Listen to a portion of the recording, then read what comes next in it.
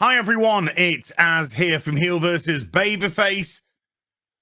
Oh man, Rings of Power, episode 7, the penultimate episode of the series, the episode that is the aftermath.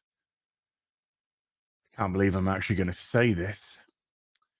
Of the origin story of Mount Doom. Yeah, it sounded very stupid when you say it out loud, but don't worry, folks, because this week is the origin story of Mordor.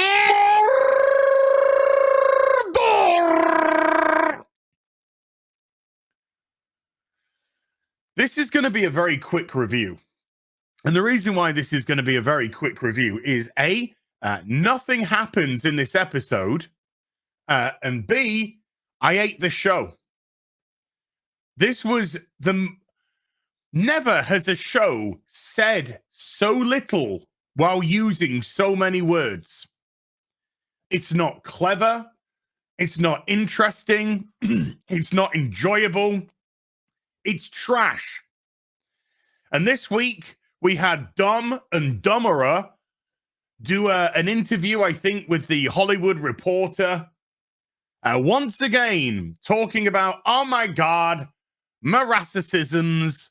The people who hate this show are evil. I think they used the term evil.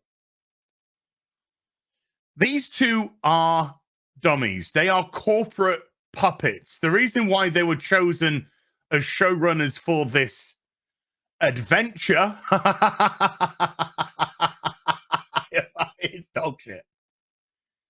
Is because they are easily controllable, easily malleable, and easily manipulated.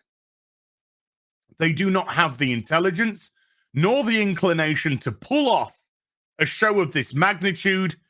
They don't have the right attitude. They have the right politics. And it's all politicking nowadays. For 6 episodes leading up to this one, the show's been a fucking disgrace. An absolute disgrace. And how on earth it has seen the light of day, I don't know. And how on earth it's meant to have cost what it's meant to have cost. One can only imagine that this is a Jeff Bezos tax scam to pay for his ex-wife. Because we don't see anything resembling $60 million an episode on this trash. Visually, script-wise, level of performances, nothing. Sets, the whole shebang. And this episode, there's no even reason for this to exist. There really isn't. Nothing was said of any worth whatsoever. And if you want to say they revealed a Balrog at the end, well, guess what? They did that in the trailer for the show. Many, many months ago. And you don't need an hour to reveal a Balrog. This episode could not exist, and we could probably jump to episode 8, and you wouldn't be lost in any capacity.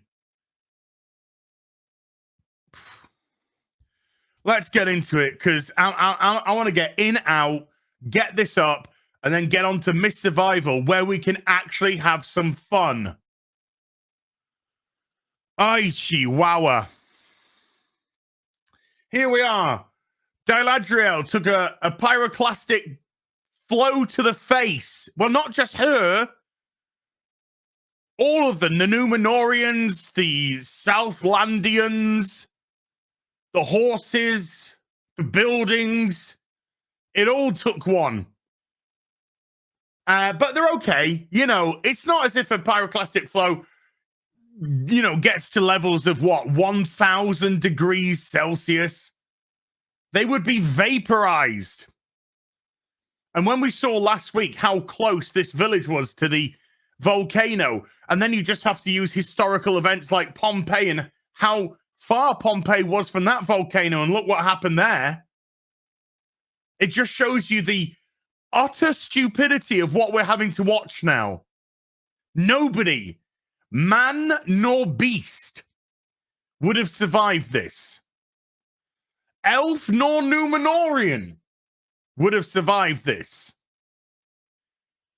But Galadriel, like she does, like she's done all season, just tanks it. Just tanks it because she's busy. So, yeah, she's covered in Cheetos. And people are walking around, and horses are on fire, and buildings are on fire, and there's Cheetos everywhere. And Isildur gets one of his friends out. The other friend's dead. Who cares? Nobody cares. Nobody cares about these characters. This is one of the major features of the show. And by features, I mean misfires. I don't care about anyone. You haven't made me care about a single character. Even Durin, who's probably the best out of a bad bunch. If anything happened to Durin, would I really care? The answer is no. I'm not invested in anyone. I'm not invested in any story. And I'm most certainly not invested in what is now a farce of what has happened in the aftermath of a volcano erupting. And forget all this suspension of disbelief nonsense. There's suspension of disbelief when you're fighting with swords or riding on a horse, or you're in some magical kingdom. When I say magical kingdom, just some beautifully created kingdom. There's a suspension of disbelief. Taking a pyroclastic flow to the face is not one of them. It's like Batman standing in an atomic explosion and being afterwards. You'd be like, no. Even a prepared Batman couldn't have got away with that one, but there you go. So I don't care. I do not care. Now we're on with the Psycho Harfoots, and one of the main traits of this episode is contradiction. Contradiction of everything that they've shown us, everything that the characters have said in the past leading up to here. Because the Harfoot's like, yay, we're coming up to the Grove now. Oh no, the Grove has been hit by falling volcano rocks. Just think about how far they are away from the volcano. And their grove has been hit by meteors coming from, rocks that have come from there. And then just think of Galadriel tanking, putting up shield wall. Not even putting up shield wall. She took it like that. She was like, take me pyroclastic flow. Come all over my face. And it did. And it covered her in Cheetos. And like, oh no, we've got nothing to eat anymore because the rocks just happened to hit all of our food. So Totes Not Gandalf performs an incantation on the tree. And one of the branches falls down on Nori's sister and Nori. But they're okay. But they're like, get away, you crazy old fart. We're 11 minutes in now. What's happening? Durin cries for his lover Femrond about Mithril and saving his elven people. Durin the Third is just says Femrond, you can leave now. I'm going to talk to your boyfriend, my son. And he says, I don't care. We're not helping the elves. Fate is what fate is and stuff. And Durin starts crying because his boyfriend's going to die.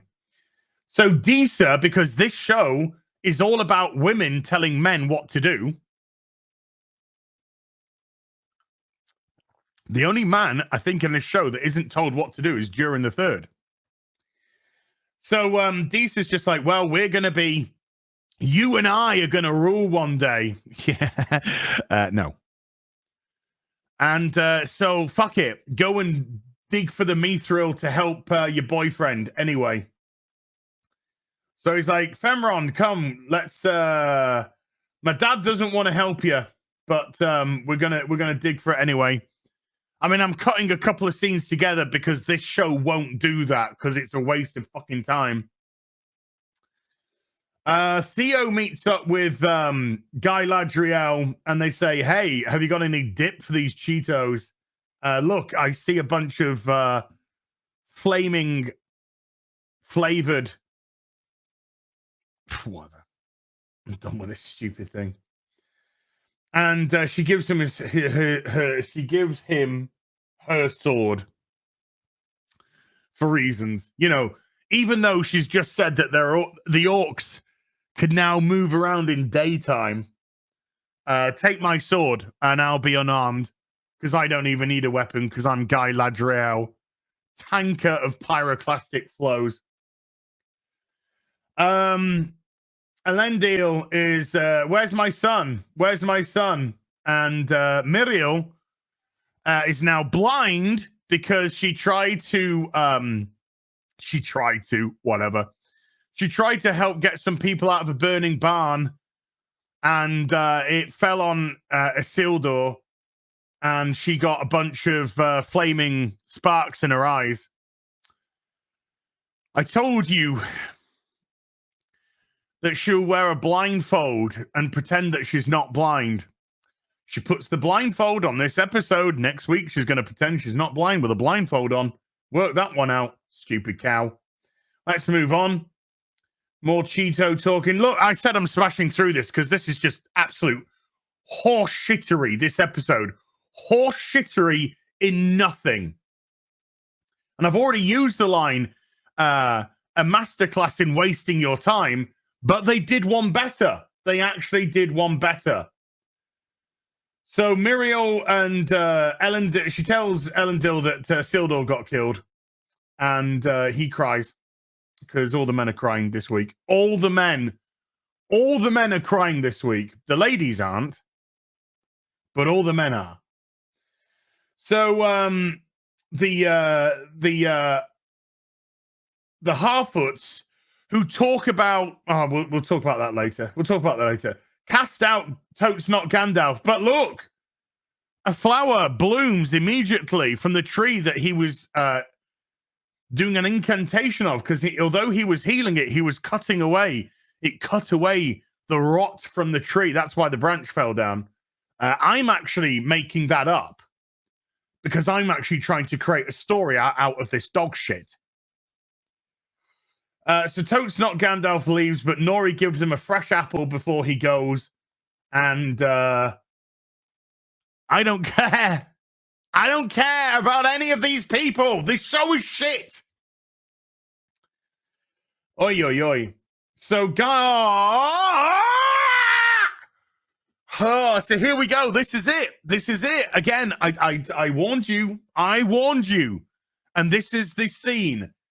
Theo says, have you ever lost anyone close? I mean, kin. And she says, yes, I lost my brother. And I lost my husband, Celeborn.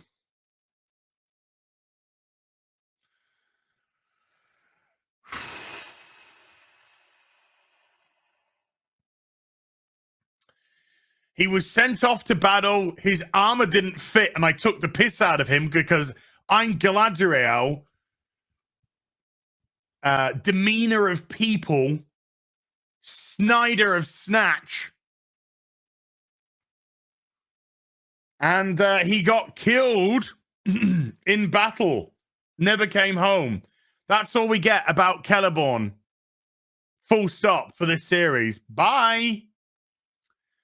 So she thinks he's dead. The series is playing him off as dead. We obviously know that he isn't dead. But of course, if he was in the show, then they would complain that her husband, a man, would take away her agency. So he'll come in. The reveal of Celeborn will be season 5, final episode. Hi, honey, I'm home. I found that packet of cigarettes that I went out for. Wow, guess who knew? Oh, wow, you're now Kate Blanchett. Brilliant. Whew, thank God for that. Let's meet some hobbitses in the future. Then some orcs come and they just sit there, and this is a waste of my fucking life. More crying, more men crying, crying men are crying. Durin's crying out, Femron's crying. My name really isn't Durin the Fourth. I have a proper name. We all have proper names, but we keep them hidden. We keep them hidden for only the most special lovers in our lives. I want to tell you my name. And Femron's like, no, not yet. Not yet. Not until we're intertwined together and our bodies are one. And then they go, let's just dig for Mithril anyway. So they're digging for Mithril and crying like men cry. Then King Durin III comes in and goes, oi, what are you people doing? Crying. And I'm shutting this operation down, and Femron, you're out of here. Yeah, I am splitting you up from your boyfriend. Out. So he gets kicked out. And King Durin tells Durin III that he's a prick, and he rips off his necklace, and he says, "Oh, you leave that. That's not yours anymore. Fuck out of here." It's terrible. This fucking show's terrible. The Harfoots wake up in the morning, and suddenly all the trees have been healed, and there's bountiful crop on them because Totes Not Gandalf worked his magic and healed it all.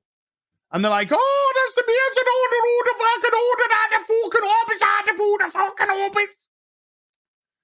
Then at night time, the little slim lady comes along with her posse, and Nori sees them. She goes, "Oh no, you're going the wrong way. He didn't go that way. He went this way."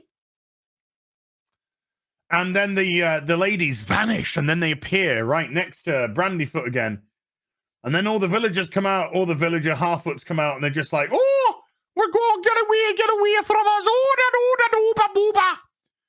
And then the slim lady grabs his torch and just extinguishes it, then blows out all these sparks, and it sets the Harfoots little bandit camp of whatever on fire.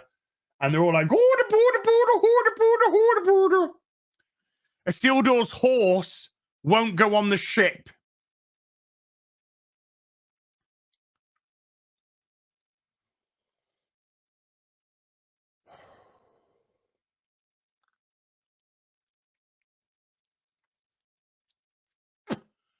Yep, they did a scene about that.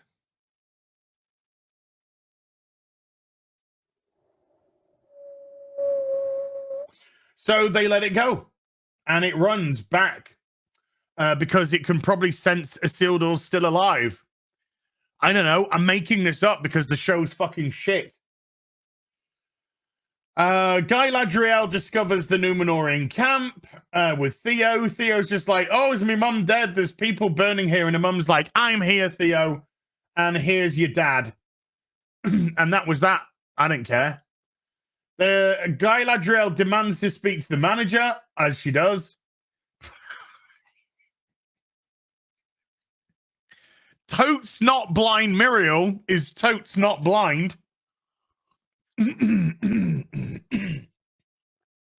Excuse me.